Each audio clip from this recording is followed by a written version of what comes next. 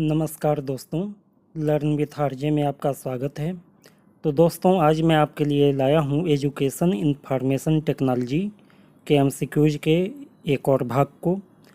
जैसा कि 2 भाग इसके पहले आ चुके हैं, जिसका लिंक यहाँ मैं ऊपर दे भी दूँगा। इन दोनों भागों में पहले आधे सिलेबस के क्वेश्चन ज़्यादा हैं, बाद के आधे सिलेबस के क्वेश्चन कम हैं। तो इस बार इस वीडियो में मैंने बाद के आधे सिलेबस के क्वेश्चंस को इस वीडियो में शामिल करने का प्रयास किया है। तो आइए शुरू करते हैं। पहला प्रश्न है, एमएस वर्ड फाइल को किस नाम से जाना जाता है? Sheet, graph, both A and B या डॉक्यूमेंट? तो देखो, एमएस वर्ड फाइल को डॉक्यूमेंट के नाम से जाना जाता है। ऑप्शन नंबर डी आपका सही हो जाएगा। अगला प्रश्न है, एमएस वर्ड किसका उदाहरण है? Operating system, processing device, application software या इनपुट डिवाइस? तो एमएस वर्ड एक एप्लीकेशन सॉफ्टवेयर होता है। एप्लीकेशन सॉफ्टवेयर वे सॉफ्टवेयर होते हैं जो किसी पर्टिकुलर काम को करने के लिए बनाए जाते हैं। तो एमएस वर्ड एक वर्ड प्रोसेसर सॉफ्टवेयर के अंतर्गत आता है। इसके बाद है, जब हम एमएस वर्ड खोलते हैं तो डिफ़ॉल्ट फॉन्ट स्टाइल क्या होता है? डिफ़ॉल्ट फॉन्ट स्टाइल एरियल होता है। ऑप्शन नंबर ए आपका सही हो जाएगा। हालांकि सबसे ज़्यादा यूज होने वाला जो फॉन्ट स्टाइल है वो टाइम न्यू रोमन है। ठीक है। इसके बाद, एमएस वर्ड में नया डॉक्यूमेंट बनाने के लिए किस शॉर्टकट कुंजी का प्रयोग किया जाता है? Control N, control D, control I या कंट्रोल जी? तो आपका ऑप्शन नंबर ए सही है। यहाँ पे कंट्रोल एन दबाएंगे, नया फाइल बन जाएगा। इसके बाद है, किसी टेस्ट को कट या कॉपी किया जाता है तो वह टेस्ट कहाँ चला जाता है? नोटपैड में, वर्ड पैड में, क्लिपबोर्ड में या एमएस पेंट में? तो जब भी कोई टेस्ट को कट या कॉपी किया जाता है तो वो क्लिपबोर्ड में चला जाता है, और क्लिपबोर्ड से उसे वापस, जब तक कंप्यूटर ऑन है या कुछ और कट कॉपी नहीं किया गया, कहीं भी पेस्ट किया जा सकता है। अगला प्रश्न है, वर्ड डॉक्यूमेंट में कंट्रोल एक्स कुंजी का उपयोग किसके लिए किया जाता है? कट, कॉपी, इंसर्ट या उपरोक्त में से कोई नहीं?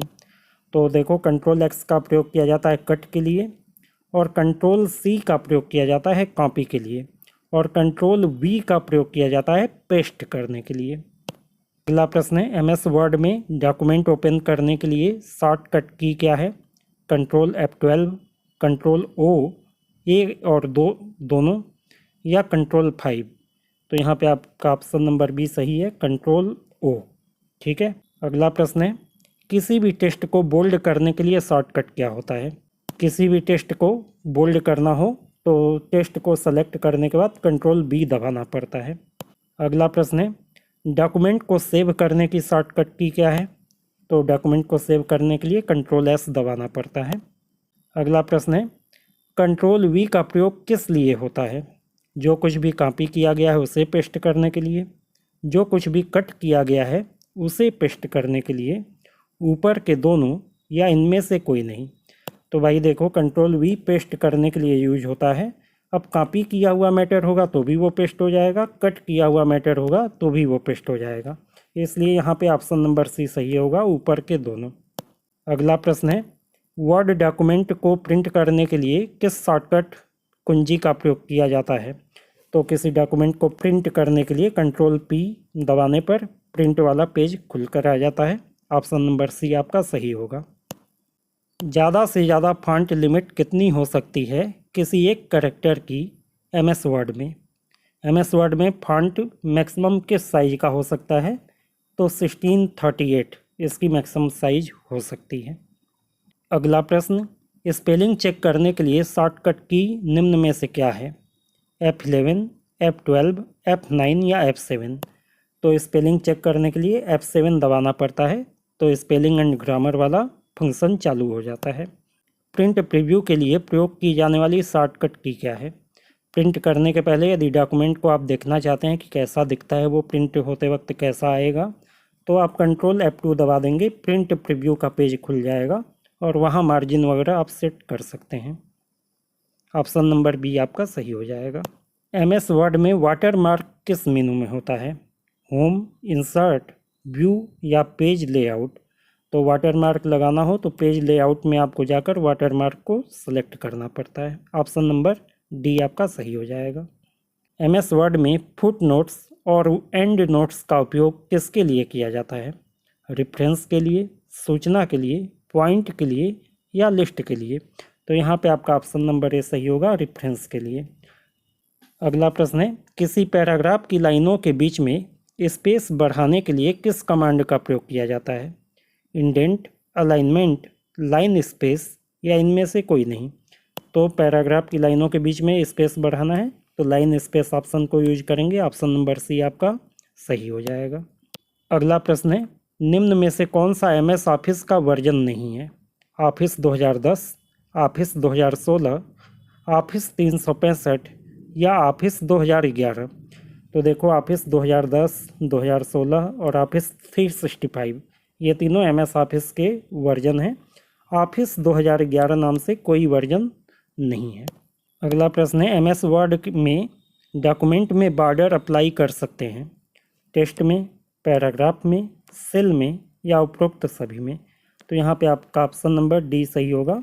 किसी सेल में भी बॉर्डर लगा सकते हैं, पैराग्राफ में भी लगा सकते हैं, टेक्स्ट में भी लगा सकते हैं और पूरे पेज पर भी लगाया जा सकता है। इसके बाद है, पेज मार्जिन का प्रकार नहीं है? राइट, लेफ्ट, टॉप या सेंटर? तो देखो, पेज मार्जिन 4 तरीके का होता है। राइट मार्जिन यानी दाहिनी ओर जो जगह छोड़ी जाए, लेफ्ट मार्जिन यानी बाईं ओर जो जगह छोड़ी जाए, टॉप मार्जिन यानी ऊपर की ओर जो जगह पेज पे छोड़ी जाए और बॉटम मार्जिन जो नीचे की ओर जगह छोड़ी जाए। सेंटर मार्जिन नहीं होता है कुछ, ठीक है। सेंटर अलाइनमेंट हो सकता है, ठीक है। टेक्स्ट को पेज के बीचों बीच में रखने के लिए सेंटर अलाइनमेंट टेक्स्ट का हो सकता है, लेकिन पेज मार्जिन सेंटर नहीं होता है। ऑप्शन नंबर डी आपका सही हो जाएगा। अगला प्रश्न है, MS वर्ड में फॉन्ट साइज को किस में मापा जाता है? इंच, सेंटीमीटर, मीटर या पॉइंट? तो देखो, MS वर्ड में फॉन्ट साइज को पॉइंट्स में मापते हैं, ठीक है। ऑप्शन नंबर डी आपका सही हो जाएगा। अगला प्रश्न है, MS वर्ड में कितने टेक्स्ट अलाइनमेंट होते हैं? 4, 2, 5 या 3? तो टेक्स्ट अलाइनमेंट का मतलब है कि टेक्स्ट की शुरुआत या टेक्स्ट किस दिशा में एक सीध में रहेंगे। तो 4 तरीके के अलाइनमेंट होते हैं। टेक्स्ट को आप लेफ्ट अलाइनमेंट करेंगे तो बाईं ओर हर लाइन एक ही सीध में शुरू होगी। राइट अलाइनमेंट यूज करेंगे तो दाहिनी ओर सारे टेक्स्ट एक ही लाइन में आएंगे। यदि सेंटर अलाइनमेंट करते हैं तो टेक्स्ट पेज के बीचों बीच में रख दिया जाएगा। और एक होता है जस्टिफाई। जस्टिफाई में लेफ्ट और राइट दोनों ओर सारी लाइनें एक सीध में आ जाती हैं। तो इस तरीके से 4 तरीके के टेक्स्ट अलाइनमेंट होते हैं। अगला प्रश्न है, निम्न में से MS वर्ड फाइल का एक्सटेंशन क्या होता है? .png, .jpg, .docx या .ppt? तो MS वर्ड फाइल का एक्सटेंशन .docx होता है। PNG और JPG इमेज फाइल के फाइल एक्सटेंशन होते हैं। PPT जो है ये पावर पॉइंट प्रेजेंटेशन फाइल जो होती है उसका एक्सटेंशन होता है। अगला प्रश्न है, MS ऑफिस को किस कंपनी द्वारा बनाया गया है? MS ऑफिस को माइक्रोसॉफ्ट ने बनाया है, उसी के नाम पे MS पड़ा है ये। और माइक्रोसॉफ्ट ऑफिस एक पूरा का पूरा पैकेज है जिसमें MS Word, MS Excel, MS PowerPoint, MS Access और इसके अलावा भी बहुत सारे MS Publisher, MS OneNote, Outlook, ये सारी सॉफ्टवेयर एक साथ आते हैं MS ऑफिस के पैकेज में। अगला प्रश्न है, हेल्प ऑप्शन खोलने के लिए कीबोर्ड में प्रेस किया जाता है? F3, F12, F11 या F1? तो हेल्प ऑप्शन किसी भी सॉफ्टवेयर में आपको खोलना होगा तो आपको F1 क्लिक करना पड़ेगा, फंक्शन 1 की, ठीक है। ऑप्शन नंबर डी सही हो जाएगा। इसके बाद है, MS वर्ड में सबसे ऊपर वाली भाग को क्या कहते हैं? टास्क बार, मीनू बार, टाइटल बार या नन? तो MS वर्ड में सबसे ऊपर जो डॉक्यूमेंट में लाइन दिखती है, कॉलम उसे टाइटल बार कहा जाता है, उसमें डॉक्यूमेंट का नाम दिखाई देता है। तो आइए अब कुछ क्वेश्चन MS एक्सेल से देख लेते हैं। पहला प्रश्न देखिए, MS एक्सेल स्प्रेडशीट में डेटा किसका उपयोग करके क्रमबद्ध किया जा सकता है? Filter function, array function, lookup function या ऑपरेटर फंक्शन। तो देखो MS वर्ड में फिल्टर फंक्शन को यूज करके डेटा को क्रमबद्ध किया जा सकता है, अल्फ़ाबेटिकली या नंबर के हिसाब से क्रमवार लगाया जा सकता है। अगला प्रश्न है, MS एक्सेल की यह सुविधा डेटा की एक श्रृंखला को शीघ्रता से पूरा करती है। ऑटो फिल्टर, स्वतः पूर्ण, ऑटो फिल या ऑटो योग। तो यहाँ पे आपका ऑप्शन नंबर सी सही हो जाएगा, ऑटो फिल। ठीक है ना। ऑटो फिल में क्या होता है कि आप मान लीजिए 1 2 ऐसे करके नंबर लिखे, इसके बाद सेलेक्ट करके यदि कर्सर को नीचे खींच देते हैं तो 3 4 5 6 जितने अंकों तक 1000 2000 5000 तक आप इसे खींचते चले जाएंगे, वो नंबर क्रम से भरते चले जाएंगे। इसी को कहा जाता है ऑटो फिल।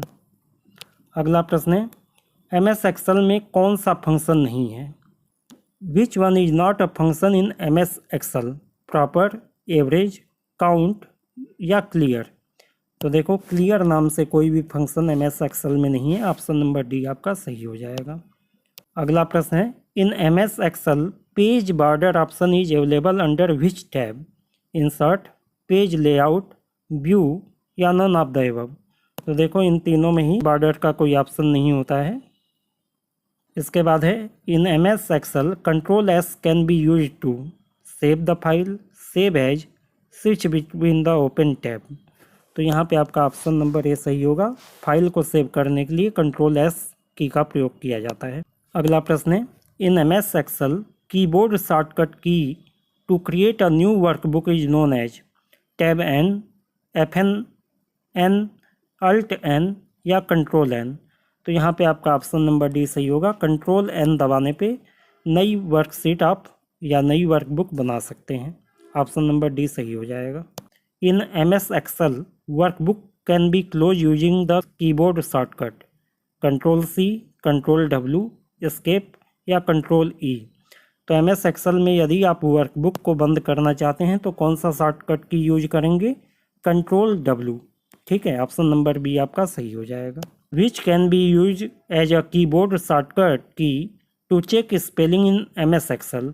MS एक्सेल में यदि स्पेलिंग चेक करनी है तो कौन सा की आपके काम आने वाला है?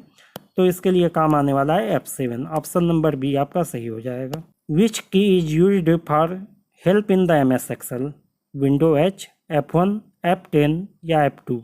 तो यहाँ पे आपका ऑप्शन नंबर बी सही है। F1 की हेल्प मेनू में जाने के लिए की होता है। अगला प्रश्न है, MS Excel stand for Micromax Excel, management Excel, Microsoft Excel या माइक्रोसॉफ्ट एक्सेस? तो यहाँ पे आपका ऑप्शन नंबर सी सही होगा। MS एक्सेल का फुल फॉर्म होता है माइक्रोसॉफ्ट एक्सेल। इसके बाद देखिए, MS Excel is a database management software, presentation software, workbook software या स्प्रेडशीट सॉफ्टवेयर? तो देखो MS एक्सेल एक स्प्रेडशीट सॉफ्टवेयर है। ऑप्शन नंबर डी आपका सही होगा। What is the best alternative to MS Excel offered by Google Inc? Google MS Excel के समानार्थी कौन से प्रोग्राम को प्रस्तुत किया हुआ है? कौन सा प्रोग्राम MS एक्सेल का अल्टरनेटिव हो सकता है जो गूगल द्वारा बनाया गया है? Google slide, Google sheet, Google files या गूगल कीप? तो देखो यहाँ पे ऑप्शन नंबर बी आपका सही होगा। गूगल शीट जो है MS एक्सेल के ही बेस पे बनाया गया है, उसी तरीके का ये सॉफ्टवेयर है। अगला प्रश्न है, free online version of MS Excel is known as Office for the web, Excel mobile, Word mobile, Excel for the web? तो एक्सेल का जो ऑनलाइन वर्जन है उसे एक्सेल फॉर द वेब कहा जाता है। ऑप्शन नंबर डी आपका सही हो जाएगा। अगला प्रश्न है, Microsoft Excel 2019 has column limit of 13,684, 16,384, 18,634 या 84,163? यानी ये पूछ रहा है कि MS एक्सेल फाइल में कितने कॉलम बनाए जा सकते हैं मैक्सिमम? तो ये संख्या होती है 16,384 कॉलम एक फाइल में बनाया जा सकता है। अगला प्रश्न है, Microsoft Excel was first time launched in which year by the Microsoft corporation? 1985, 1991, 1995 या 1998? तो यहाँ पे आपको ऑप्शन नंबर ए सही हो जाएगा 9085। अगला प्रश्न है MS Excel file can not be directly exported as PDF, TXT, PPT या CSV। तो यहाँ पे आपका ऑप्शन नंबर सी सही होगा PPT। PPT जो है पावर पॉइंट की फाइल होती है और एक्सेल को सीधे पावर पॉइंट के रूप में एक्सपोर्ट नहीं किया जा सकता है, सेव नहीं किया जा सकता है।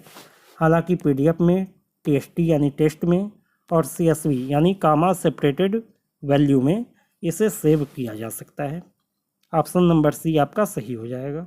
अगला प्रश्न है the intersection of column and row in MS Excel worksheet is known as row, cell, column या टैब। यानी रो और कॉलम का जो इंटरसेक्शन होता है उसे MS एक्सेल वर्कबुक में क्या कहा जाता है? तो इसे सेल कहा जाता है। यहाँ पे समझिए, ये देखो, ये कई सारी रो हैं और ये कई सारे कॉलम हैं, ठीक है। ये सब आपस में एक दूसरे को काट रहे हैं, इंटरसेक्शन हो रहा है। तो यहाँ पे ये जो एक चौकोर बॉक्स बना है या ये एक चौकोर बॉक्स बना है, कोई भी चौकोर बॉक्स जो बन रहा है वो सेल कहा जाता है। अगला प्रश्न है in Microsoft Excel spreadsheet row are labelled as.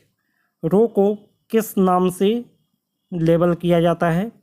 1 2 3 ABC, A1 B1 C1 या फर्स्ट, सेकंड, थर्ड। तो यहाँ पे आपका ऑप्शन नंबर ए सही होगा। MS एक्सेल में रो को 1 2 3 4 5 6 7 ऐसे इस तरीके से लेबल किया जाता है। अगला प्रश्न है in Microsoft Excel spreadsheet column are labelled as 1 2 3 ABC, A1 B1 C1 या फर्स्ट, सेकंड, थर्ड। तो कॉलम को लेबल करने का तरीका है A, B और C। जैसे मान लो ये एक एक्सेल की सीट है, इसमें कई सारे रो बने हुए हैं, कई सारे कॉलम हैं। तो रो को नाम दिया जाएगा 1 2 3, कॉलम को नाम दिया जाएगा A, B, C। अब इसके आधार पे सेल का नामकरण होता है। ये A कॉलम पहला रो, ये सेल A1 कहा जाएगा, ये सेल A2 कहा जाएगा, ये सेल A3 कहा जाएगा। इसी तरीके से ये B1, B2, B3, इस तरीके से सेल्स का नामकरण होता है। रो जो है 1 2 3 से, कॉलम A B C से और सेल्स A1 B1 C1 से, ठीक है। देखो आ ही गया in Microsoft Excel spreadsheet cells are labelled as. तो ऑप्शन नंबर सी आपका सही हो जाएगा, A1 B1 C1। अगला प्रश्न है in Microsoft Excel cell function must be start with $, double colon या F। तो यहाँ पे आपका ऑप्शन नंबर बी सही होगा। MS एक्सेल में कोई भी फार्मूला लगाना होता है तो फार्मूले की शुरुआत = से होती है, = के बाद फार्मूला लिखा जाता है। इसके बाद देखिए which one is not a function in Microsoft Excel spreadsheet? Hyperlink, countif, min, average. तो यहाँ पे आपका ऑप्शन नंबर डी सही होगा।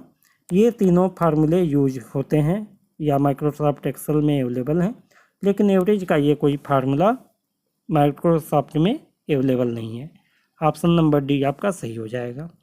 अब आइए कुछ क्वेश्चन हम देखते हैं माइक्रोसॉफ्ट पावर पॉइंट के। पहला क्वेश्चन देखिए what is a Microsoft PowerPoint? Spreadsheet program, presentation program, database program या ऑल ऑफ द एबव। तो यहाँ पे आपका ऑप्शन नंबर बी सही होगा, प्रेजेंटेशन प्रोग्राम। कोई भी प्रेजेंटेशन आप MS पावर पॉइंट में तैयार कर सकते हैं।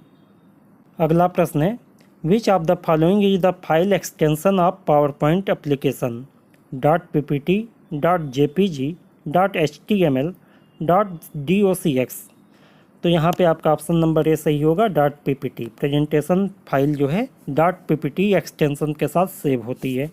JPG होता है इमेज के लिए, HTML होता है किसी वेब पेज के लिए और DOCS होता है MS वर्ड 2003 का जो वर्जन आया था उसमें डॉक्यूमेंट DOCS के रूप में सेव होते थे। आजकल ये .docx के रूप में सेव होते हैं। अगला प्रश्न है which of the following is called as page to create a presentation in PowerPoint? PowerPoint में प्रेजेंटेशन तैयार करते वक्त पेज को क्या नाम दिया जाता है? सीट, स्लाइड, पेपर या नन ऑफ द एबव। तो यहाँ पे आपका ऑप्शन नंबर बी सही होगा। पावर पॉइंट के डॉक्यूमेंट में जो पेज होता है उसे स्लाइड नाम दिया जाता है, स्लाइड कहा जाता है। Which of the following fill effect can be used to fill the background of a slide. किसी भी स्लाइड के बैकग्राउंड को फिल करने के लिए आप कौन से इफेक्ट का यूज कर सकते हैं? पिक्चर, ग्रेडियंट, टेक्सचर या ऑल ऑफ द अबव। तो ये तीनों ही तरीके से आप बैकग्राउंड बना सकते हैं। कोई पिक्चर डाल सकते हैं, कोई ग्रेडियंट डिज़ाइन डाल सकते हैं, कोई टेक्सचर डिज़ाइन डाल सकते हैं अपने बैकग्राउंड में। अगला प्रश्न है, we can create a new presentation in PowerPoint from blank presentation, from existing presentation, both A and B या नाइदर ए नॉर बी। यहाँ पे आपका ऑप्शन नंबर सी सही हो जाएगा, बोथ ए एंड बी। ठीक है, किसी नए प्रेजेंटेशन को पावर पॉइंट में बनाना हो तो ब्लैंक प्रेजेंटेशन भी बनाया जा सकता है और एग्जिस्टिंग प्रेजेंटेशन के माध्यम से भी फाइल मेनू में जाके न्यू प्रेजेंटेशन क्लिक करके बनाया जा सकता है। अगला प्रश्न है, which of the following option is correct to insert the chart as a part of the PowerPoint presentation. तो यदि पावर पॉइंट प्रेजेंटेशन में आप कोई चार्ट इंसर्ट करना चाहते हैं तो कौन सा कमांड देंगे? ऑप्शन नंबर ए आपका सही है, इंसर्ट चार्ट। पहले इंसर्ट में जाएंगे, फिर चार्ट वाले बटन पे क्लिक करेंगे। अगला प्रश्न है, which of the following are the type of sound files? Web file, log file, DAT file या नन ऑफ द एबव। यहाँ पूछ रहा है कि साउंड फाइल्स के लिए कौन सा एक्सटेंशन यूज किया जाता है, कौन सा प्रकार है इसमें से। तो WAV वेव फाइल जो है साउंड का प्रकार होता है। इसके अलावा साउंड के लिए .mp3 फॉर्मेट भी यूज किया जाता है, ये सबसे ज़्यादा पॉपुलर है। और वेब भी काफ़ी पॉपुलर है, ख़ास तौर से जहाँ पे कुछ प्रोडक्शन वगैरह का काम करना होता है, वेब फाइलों का यूज किया जाता है। अगला प्रश्न है, which of the following shortcut key in PowerPoint is used to repeat the recent find. अभी हाल में ही आपने कुछ खोजा है और उसे दोबारा प्राप्त करना है, तो आप कौन सा शॉर्टकट की यूज करेंगे? आप यूज करेंगे F4। ऑप्शन नंबर डी आपका सही होगा। अगला प्रश्न है, what is the shortcut key to insert a hyperlink in the slide. यदि किसी स्लाइड में कोई हाइपर लिंक आप डालना चाहते हैं तो आपको कौन सा शॉर्टकट की यूज करना पड़ेगा? Ctrl+H, Ctrl+K, Ctrl+A या not possible to insert hyperlink, यानी हाइपर लिंक डाला ही नहीं जा सकता है। तो यहाँ पे आपका ऑप्शन नंबर बी सही होगा, Ctrl+K। यदि Ctrl+K आप दबाते हैं तो उसमें फिर टेक्स्ट को जब पेस्ट करेंगे तो अपने आप वो हाइपर लिंक में बदल जाएगा। अगला प्रश्न है, which of the following are the usages of PowerPoint presentation. PowerPoint presentation का यूज निम्न में से क्या है? It can be use to project presentation, communicating और planning, use to represent the data in a attractive way या all of the above. तो देखो यहाँ पे ऑप्शन नंबर डी सही हो जाएगा, ऑल ऑफ द एबव। तीनों ही फायदे हैं। यदि कोई प्रोजेक्ट पे प्रेजेंटेशन देना हो, कोई प्लानिंग आपने की है उसके ऊपर कुछ कम्युनिकेशन करना चाहते हैं, या अपने पास जो भी डेटा है आप उसे एट्रैक्टिव वे में प्रेजेंट करना चाहते हैं, इन तीनों काम के लिए पावर पॉइंट प्रेजेंटेशन का प्रयोग किया जा सकता है। अगला प्रश्न है, which of the following is used to see all slide at once. यदि सभी स्लाइड को एक साथ देखना हो तो आप क्या करेंगे? Using slide sorter view, using slide view, using normal view या नन ऑफ द एबव। तो यहाँ पे आपका ऑप्शन नंबर ए सही होगा। स्लाइड सॉर्टर व्यू में यदि आप जाते हैं तो आपके प्रेजेंटेशन में जितनी भी स्लाइड है एक साथ एक जगह पे आपको दिखाई देने लगेगी। The shortcut to print PowerPoint presentation is Ctrl+A, Ctrl+P, Ctrl+Shift+P या ऑल ऑफ द एबव। तो यहाँ पे आपका ऑप्शन नंबर बी सही होगा, Ctrl+P। प्रिंट करने के लिए Ctrl+P MS वर्ड में भी काम आता है, एक्सेल में भी काम आता है और पावर पॉइंट में भी काम आता है। इसके अलावा MS सीरीज के जितने भी सॉफ्टवेयर हैं सब में Ctrl+P से प्रिंट का ऑप्शन आता है। कुछ मेन टॉपिक्स हम देख लेते हैं। ट्रांजिशन किसे कहते हैं? Transition effect appear when one slide change into the next slide in a slide show. जब कोई पावर पॉइंट प्रेजेंटेशन का स्लाइड शो चलता है तो एक स्लाइड से दूसरी स्लाइड पे जाते वक्त जो भी अपीयरेंस होती है, जो भी इफ़ेक्ट होता है उसे हम ट्रांजिशन इफ़ेक्ट कहते हैं। इसके बाद देखिए F5 कीज, यदि इसे प्रेस किया जाए तो आप कोई भी स्लाइड शो को स्टार्ट कर सकते हैं। कोई भी प्रेजेंटेशन की फाइल ओपन कर ली जाती है और यदि उसे स्लाइड शो के रूप में दिखाना रहता है कि एक एक करके स्लाइड बदलती जाएं, चलती जाएं, तो F5 की प्रेस करना पड़ता है, तो स्लाइड शो चालू हो जाता है। अब देखो कंट्रोल एम की का प्रयोग किया जाता है जब कोई नई स्लाइड इंसर्ट करनी होती है अपने प्रेजेंटेशन में या प्रेजेंट डॉक्यूमेंट में। इसके बाद देखो टाइटल स्लाइड क्या होता है? Title slide is default standard layout of the power point. Title slide contain the title and basic information about the presenter and the presentation. तो सबसे पहले जो स्लाइड खुल के आती है डिफ़ॉल्ट रूप से किसी पीपीटी फाइल में, वो टाइटल स्लाइड के रूप में आती है। हालांकि इसे चेंज करके अन्य तरीके की स्लाइड में भी बदला जा सकता है। इसके बाद देखो कंट्रोल होम कमांड को प्रयोग करके आप सीधे जो है पहले स्लाइड पे, प्रेजेंटेशन की पहली स्लाइड पे पहुंच सकते हैं। कहीं स्लाइड चल रही है बीच में, कहीं है, कंट्रोल+होम दबाइए, आप पहली स्लाइड पे पहुंच जाएंगे। इसके बाद देखिए कंट्रोल एंड कमांड का प्रयोग किया जाता है डायरेक्टली जंप करने के लिए लास्ट स्लाइड पे। अंतिम स्लाइड पे जाना है तो कंट्रोल एंड, और पहली स्लाइड पे जाना है तो कंट्रोल होम। तो आज के लिए इतना ही। उम्मीद है ये वीडियो आपको पसंद आया होगा और आपके लिए उपयोगी भी होगा। यदि वीडियो आपको अच्छा लगा हो तो वीडियो को लाइक शेयर कीजिए और चैनल को सब्सक्राइब करके बेल आइकन दबा लीजिए। Good day to all of you.